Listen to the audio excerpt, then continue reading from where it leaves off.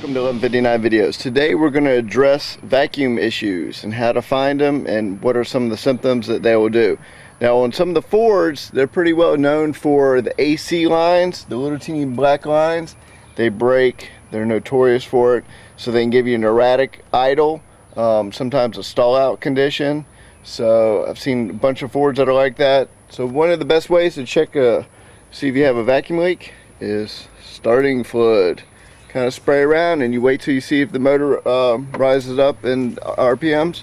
The other one that'll work is carb or choke cleaner. You can spray that down and it'll do exactly the same thing.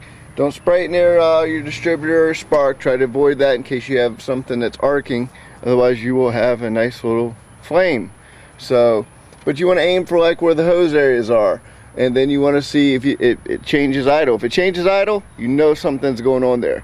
On carburetors, which we'll just pretend this is the carburetor since it's throttle body, right where it bolts to the intake right there, if you spray around that area, a lot of the Chevys on the TBIs, sometimes they're loose where the IACs are, which is right here.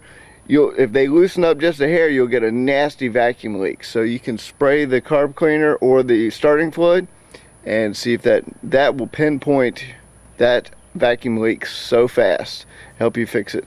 Anyway, so I hope that helps you guys to pinpoint some vacuum leaks. Sometimes some are a pain in the butt to find, but I'm going to tell you right now, this is one of the best ways, because starting fluid is flammable, it expands to a large area, it covers a large area, and the biggest thing is to listen for the motor to change RPMs. Every time you spray and you hear it change as you spray, you know something is leaking or sucking air right in that area. Then you got to have the fun time of trying to find where it is.